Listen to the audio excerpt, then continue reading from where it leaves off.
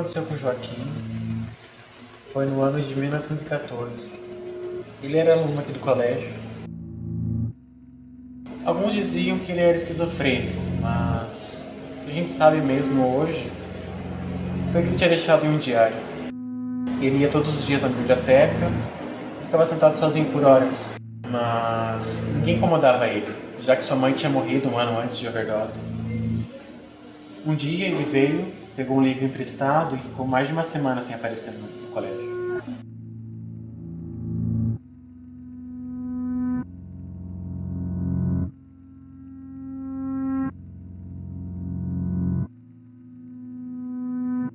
Quando ele voltou para devolver o livro, ele estava com cara de sono, de cansado, bem acabado. Mas, como sempre, pegou um livro e ficou sentado no mesmo lugar. Naquele mesmo dia aconteceu alguma coisa com uma garota no laboratório de biologia. Todo mundo foi ver o que era.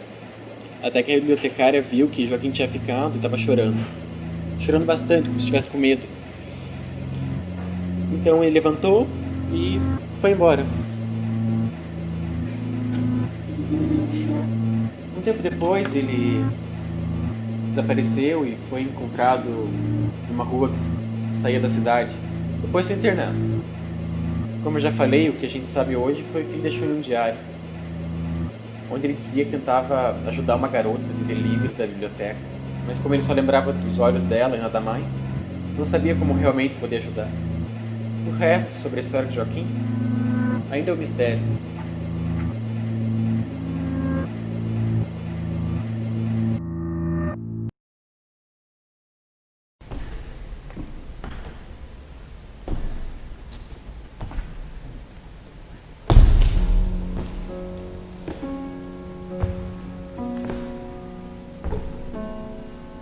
Foi sobre um pequeno palco em que o ano de 1939 perdeu total sentido para o professor Paulo.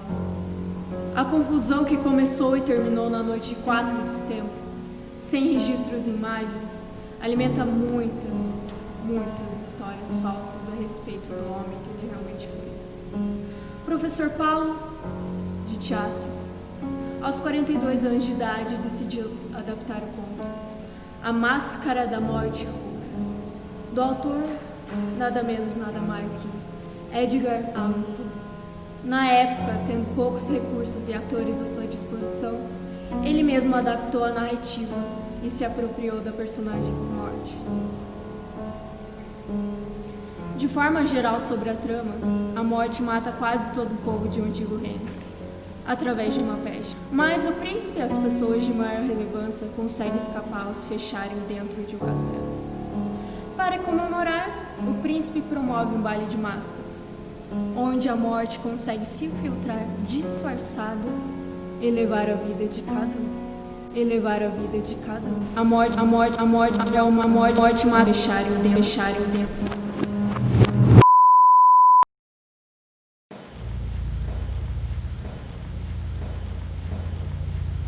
Aparentemente, um banheiro comum.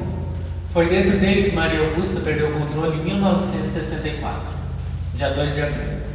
Com seus 13 anos de idade, passava a maior parte do tempo sozinha escrevendo. Tudo que escrevia guardava para si mesmo, talvez por não ter tido amigos ou por outra razão qualquer. Uma de suas professoras disse que Maria Augusta era dotada de uma inteligência estranha voltada para uma observação surreal. Dias antes, Maria Augusta teria ido à biblioteca devolver um livro, mas o local estava interditado. Segundo o inspetor Sebastião, que cuidava da entrada naquele dia, disse que Maria Augusta andava a passos largos e, com pressa, se esbarrou com um estudante. Foi aí que então começou uma mensagem provável entre Maria Augusta e Roberto.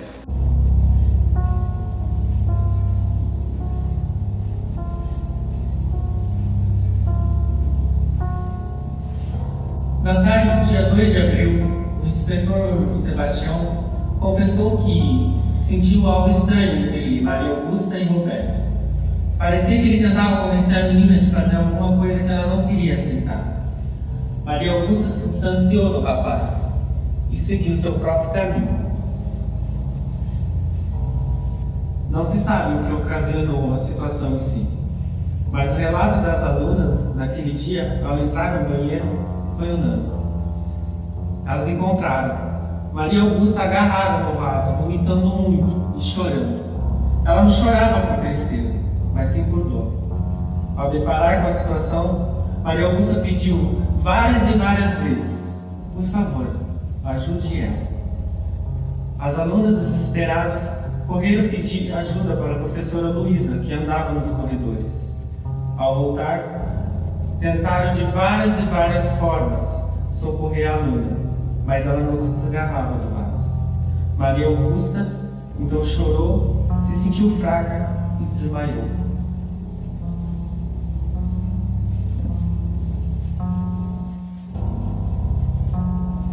No dia seguinte, Maria Augusta acordou no quarto do hospital. Ela não se lembrava de nada. Ela nunca se lembrou.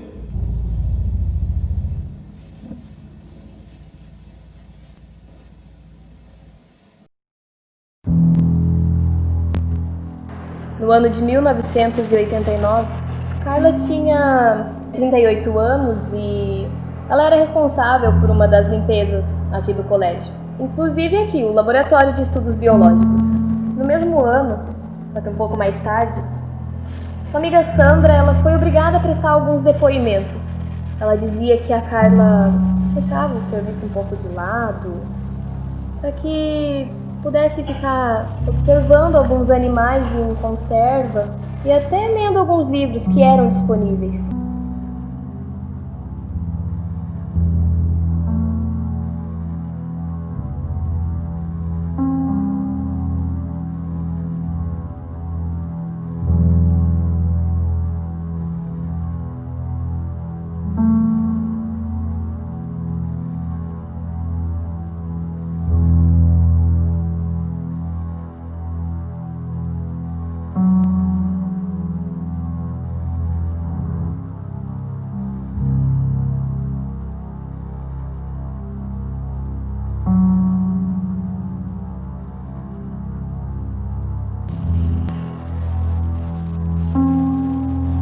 A Carla saiu da sala para buscar alguns dos materiais de limpeza para limpar a bagunça que a garota havia feito. Se deparou com a Sandra. Aí disse que estava brava com uma garota lá dentro do laboratório e aquela coisa. E Sandra disse que viu a Carla sair do depósito, né, com luvas, panos e um balde com água. Aí viu ela entrar no laboratório, só que passou horas e horas e a Carla não apareceu para poder limpar as outras salas. Sandra ficou preocupada. Aí ela foi até o laboratório ver se a amiga ainda estava lá. Aí quando ela se deparou com o que ela viu, entrou em pânico. A Carla estava quase que deitada no chão. Ela se sentia fisicamente fraca. Seus olhos estavam todos avermelhados e ela tossia loucamente. A Sandra então ficou toda desesperada e foi procurar ajuda. Aí levaram a Carla para o hospital e no caminho a Carla ficava dizendo de uns movimentos que os animais faziam dentro daqueles vários frascos em conservação.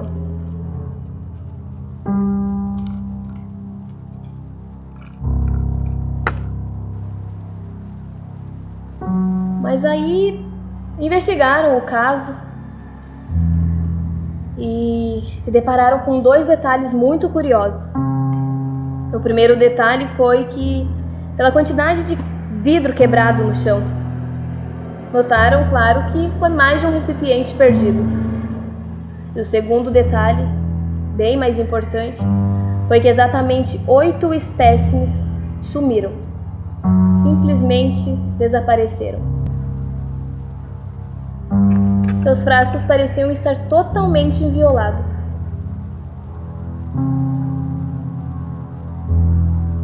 Mas ninguém pôde esclarecer o que de fato aconteceu. Nem mesmo a Carla, que acabou ganhando um tumor em seu corpo, ela não conseguiu dizer sobre o incidente. Mas também não havia motivos para Carla mentir para Sandra, né? Quando ia buscar os materiais de limpeza. Bom, pelo menos é o que podemos saber com veracidade. E ninguém sabia também dessa tal garota aí. Ela sumiu e nunca mais apareceu. Mas o que me deixou mais intrigada foi o que seriam os movimentos que a Carla tanto dizia desses animais.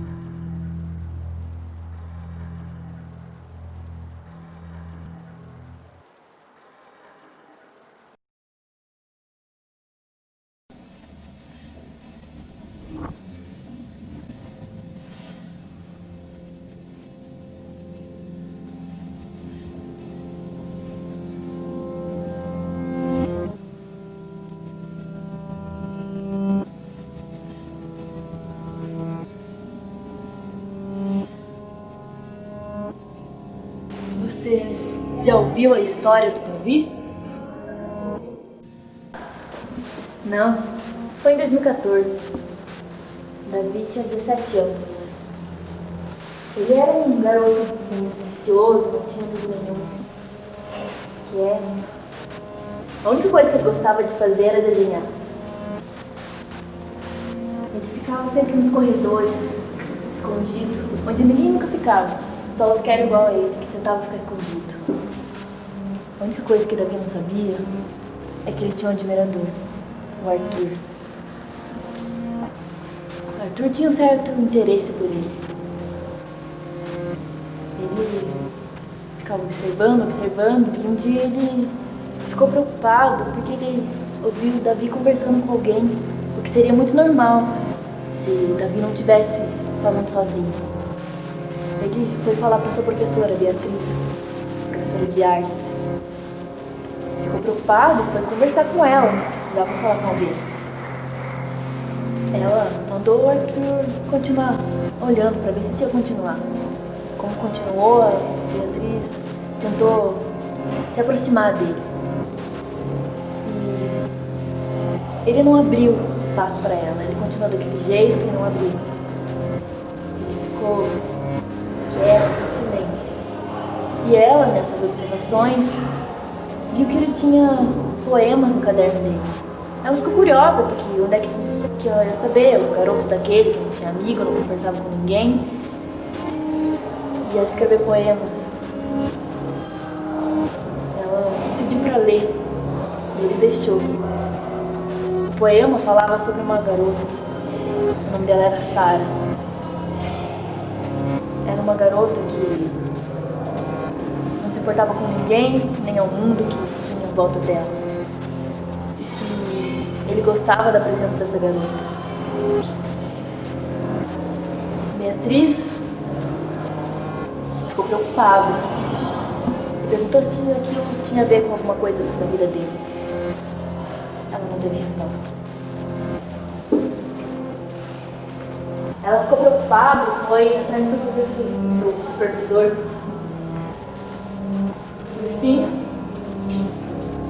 tudo isso que aconteceu, ela e mais seu supervisor resolveram chamar a mãe de Davi. Mas ela se negou quando Davi chegou. O nome dela era Helena. Ela se negou. Ela não aceitou e disse que Davi era normal, que ele não tinha nada de errado. E no dia do aniversário dele, ela simplesmente desapareceu com o filho. Tirou ele da escola e ninguém nunca mais o viu. Ninguém sabe se ele tinha algum problema ou que era só uma brincadeira. O Arthur foi visto chorando nos corredores.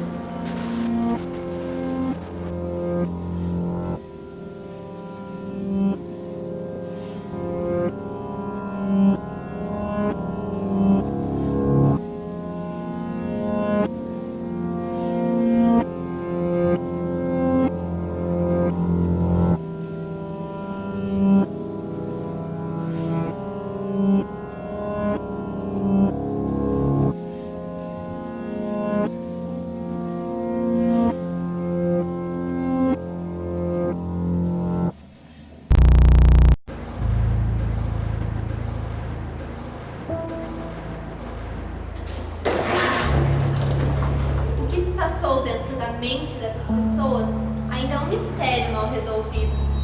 A lógica esclarece, mas não convence completamente. Joaquim sofreu esquizofrenia. Paulo tentou cometer suicídio. Maria Augusta foi vítima de psicose. Carla adoeceu e desenvolveu um tumor. Davi nunca foi realmente diagnosticado. Mas e ela? Ela que modificou a vida de todos de maneira sutil ou devastadora. Afinal de contas, haverá uma outra vítima, uma próxima história?